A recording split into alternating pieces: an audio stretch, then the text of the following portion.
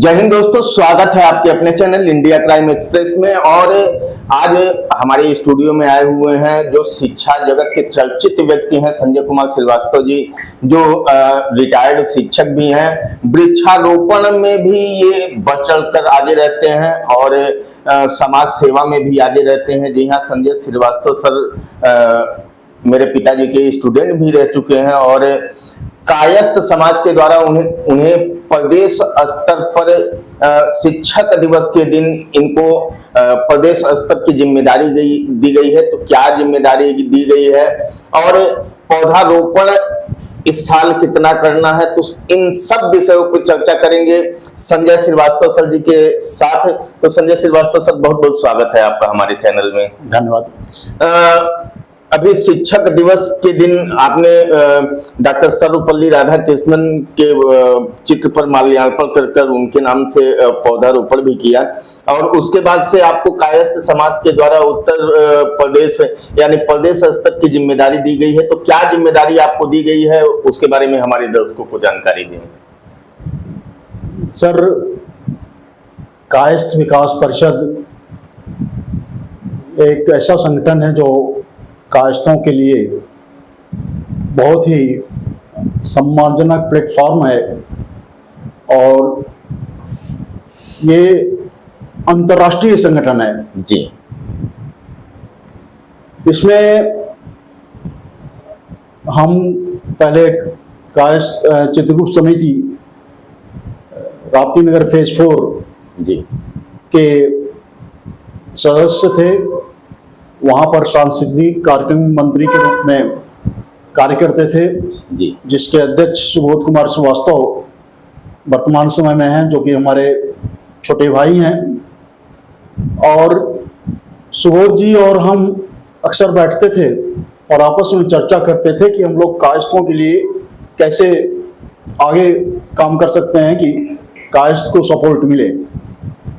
और इस तरह से हम लोगों का बातचीत होता रहा और हमारे राप्ती नगर फेज 4 के जो प्रबुद्ध जो लोग थे, उन लोगों का आशीर्वाद हम लोगों को मिलता रहा। और इस समय पूरे गोरखपुर में राप्ती नगर फेज 4 कायस्थों के लिए प्रथम नंबर पे है। चाहे वो रूट मार्च हो या और कोई कार्यक्रम हो, सारे जो भी मुख्य अतिथि होते हैं, अभी जो उस दिन 5 अगस्त को कार्यक्रम हुआ है, उसमें हमारे जो प्रदेश अध्यक्ष हैं, कायस्थ विकास परिषद के अध्यक्ष जी हैं राजीव रतन सिन्हा जी, वो आए थे।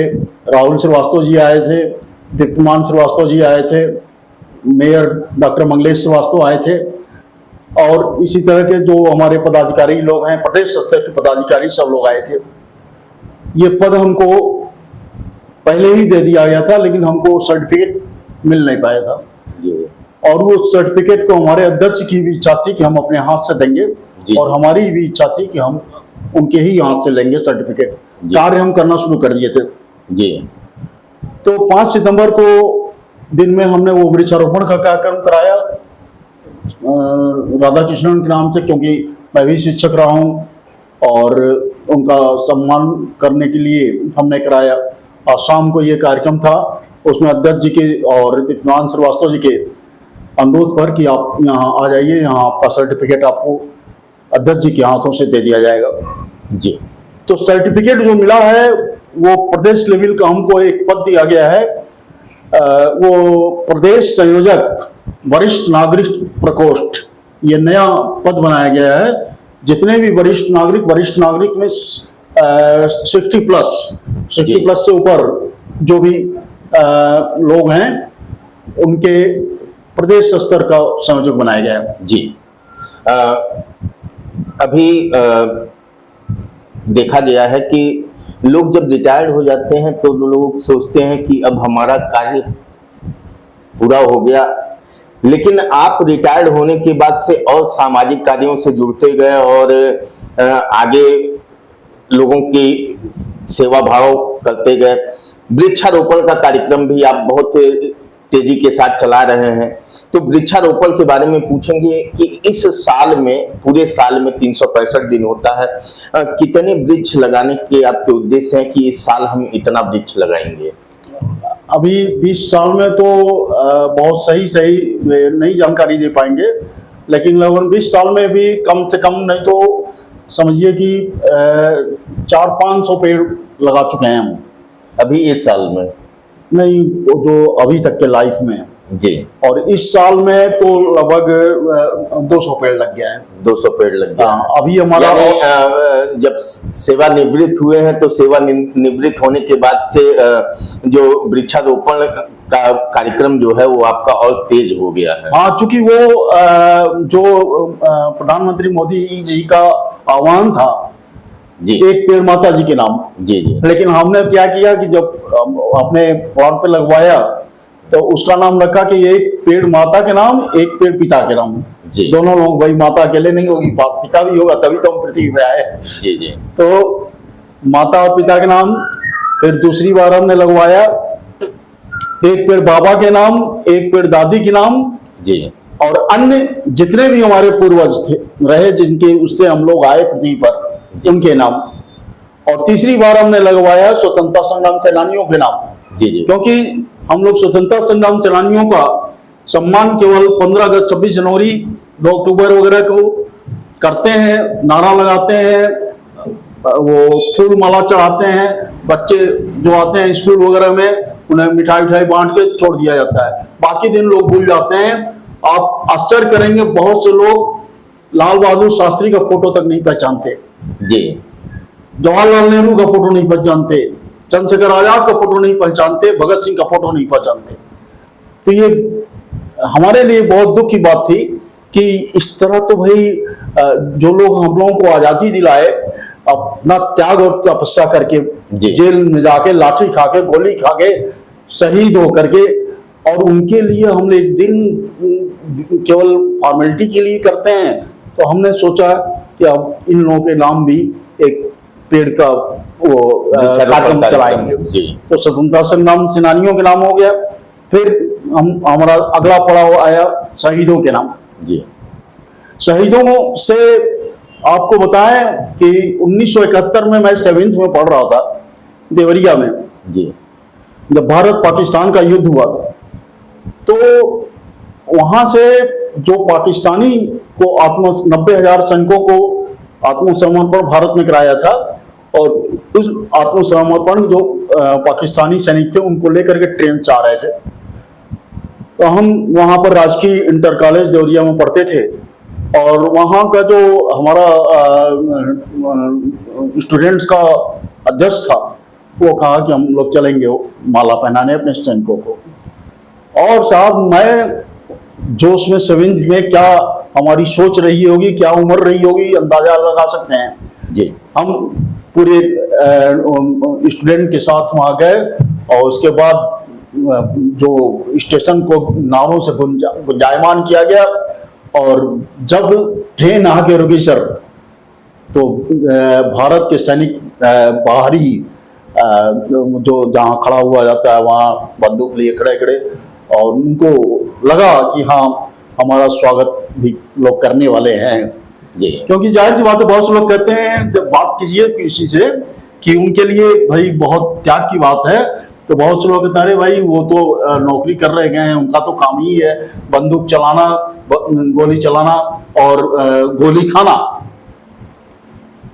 कभी उन्होंने ये नहीं सोचा कि भाई जो परिवार भेज रहा है, किसी का भाई है, किसी का पति है, किसी का बेटा है, तो अकेले वो नहीं मरता है तो पूरा परिवार उससे डिस्टर्ब होता है, और एक शहीद का नाम लेकर के उनको वो कर दिया जाता है। कुछ दिन लोग उसको याद करते हैं और उसके बाद भूल जाते हैं जी।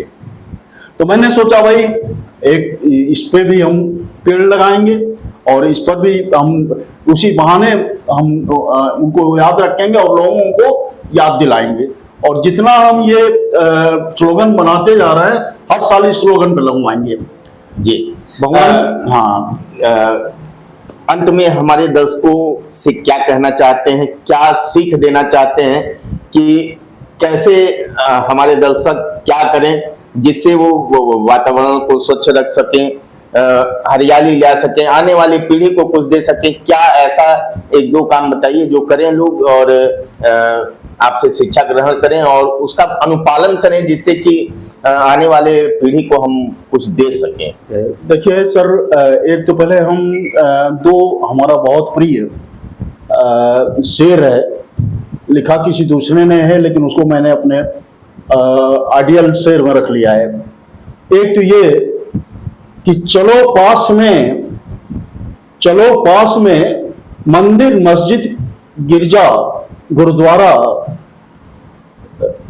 ये चर्च नहीं है तो क्या हुआ। चलो पास में मंदिर मस्जिद गुरुद्वारा गिरजा चर्च नहीं है तो क्या हुआ, किसी रोते हुए को हंसा दिया जाए। आज के जमाने में किसी के दुख में अगर आप कुछ भी नहीं कर पाए, अगर उसके दरवाजे पे खड़े हो गए तब भी उसको बहुत रो मिलेगा। और हमको जो कायस्थ बिरादरी में पद दिया गया है वरिष्ठ नागरिक प्रकोष्ठ का संयोजक जी, 60 प्लस के ऊपर लोग होते हैं और मैं भी 62 साल की उम्र में रिटायर हुआ हूँ, 60 प्लस से ऊपर मेरा भी उम्र हो गया। लेकिन मैं अपने हम उम्र प्रदेश के जितने भी लोग हैं उनसे अनुरोध करेंगे कि आप लोग अपने अंदर कभी भी निराशा की भावना मत लाइएगा, मुस्कुराहट हमेशा रखिएगा क्योंकि मुस्कुराहट में बहुत ताकत होती है। दूसरा शेर हमारा है, खुद ही को कर बुलंद इतना, खुद ही को कर बुलंद इतना कि हर तकदीर से पहले खुदा बंदे से खुद पूछे बता तेरी रजा क्या है। अपने आप को आप इतना मजबूत बना लो कि भगवान को आपका तकदीर लिखने से पहले खुद पूछना पड़े कि बताइए आपने इतना अच्छा काम किया है, आपको क्या चाहिए, आपने समाज सेवा किया है, आप अपने स्वास्थ्य को मेंटेन रखे हैं, आप कोई नशा नहीं करते हैं, आप कहीं इधर उधर बात नहीं करते हैं और सबका सम्मान करते हैं, बड़ों का सम्मान करते हैं, छोटों को प्यार करते हैं। तो आप बताओ आपके तकदीर में हम क्या लिख दें कि आप आगे बढ़िए। तो हम अपने बुजुर्ग साथियों से यही अनुरोध करेंगे और हम अपने पदाधिकारियों के बहुत ही एहसानमंद हैं कि उन लोगों ने हमको इस लायक समझा। इसमें सबसे बड़ा श्रेय हमारे राष्ट्रीय अध्यक्ष राजीव सिन्हा जी का है और दीप्तमान श्रीवास्तव जी का है। इन लोगों ने हमारे अंदर कुछ काबिलियत देखा कहीं से कि प्रदेश लेवल पर बहुत से लोग कायस्थ हैं और बहुत लोग काम करने वाले हैं, लेकिन मेरा नाम चुन करके जहां मेरा सम्मान किया है उसके लिए हम इन लोगों के सदैव आभारी रहेंगे और अपने जीवन पर्यंत कायस्थ बिरादरी के लिए जो पद हमको दिया गया है उसकी निष्ठा और ईमानदारी से कार्य करेंगे। और प्रदेश लेवल पे अभी तो गोरखपुर में ही हम रहते हैं, लेकिन मैं प्रयास करूंगा कि प्रत्येक वर्ष पूरे प्रदेश का दौरा करते हुए हर जिले में मैं इस कायस्थ विकास परिषद के वरिष्ठ नागरिक प्रकोष्ठ का विकास करेंगे और इनका प्रचार प्रसार करेंगे। जी, तो हमारे साथ जुड़े हुए थे भूतपूर्व शिक्षक संजय कुमार श्रीवास्तव जी, जो कि वृक्षारोपण और सामाजिक कार्यों के प्रति दृढ़ संकल्प हैं। तो बने रहें हमारे साथ, देखते रहें इंडिया क्राइम एक्सप्रेस।